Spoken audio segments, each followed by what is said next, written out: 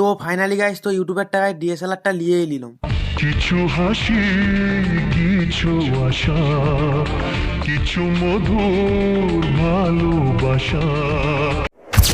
তো চলো বানা তোমাদেরকে এক্সট্রা খুলে বলি। তো ঘরে বসেছিলাম, তো একটা বন্ধু ফোন করে বলে চলো একটা জায়গা যাবো। তো বলতে না বলতেই পুরো আমি 8 শার্ট বেঁধে পুরো রেডি। না গো এখন রেডি লয়, মানে এখন জুতাটা পরতে বাকি আছি। এবার রেডি। আমি রেডি হলে কি হবে, মানে যার সঙ্গে যাবো সেই তো ঘুষুর ঘুষুর করছে। অবশেষে মালটার হইলো, তারপর আরো একটা দাদা যাবে, তো দাদার ঘরের দিকে চলে গেলাম। তো দাদাটার ঘরে পৌঁছে তো তার ডিএসএলআরটা নিয়ে নিলাম, তো তাকেও নিয়ে নিলাম। তো গাইস আমার কি আর অকাত আছে যে ডিএসএলআর লুবো? তোমরা যদি ভালোবাসা দাও তবে লুবো একদিন। সে যাই হোক, তারপর সবাই মিলে কয়েকটা ফটো ভিডিও করতে রওনা দিয়ে দিলাম। তো তারপর একটা শাল জঙ্গলে পৌঁছে এলাম। তো শাল জঙ্গলে পৌঁছে একটা লোকে খুঁজছি, পুরো ভালো পুরো সেই যেমন একদম উঠে ফটোগুলো।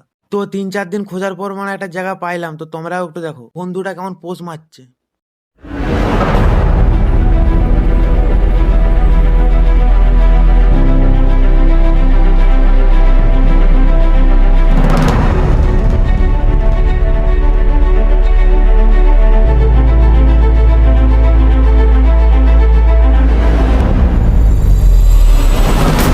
তো এখানে হইলো না, তো এখানে ভিডিওটা হলো, তো ফটোটা তোলার জন্য আরো একটা ভালো সুন্দরী জায়গা খুঁজছি। তো গাইস দেখো রাস্তা বন্ধ হয়ে গেছে, কাঁটায় কাঁটায় যাচ্ছে পুরো, তবু লোকেশন খুঁজবো, ফটো উঠবোই।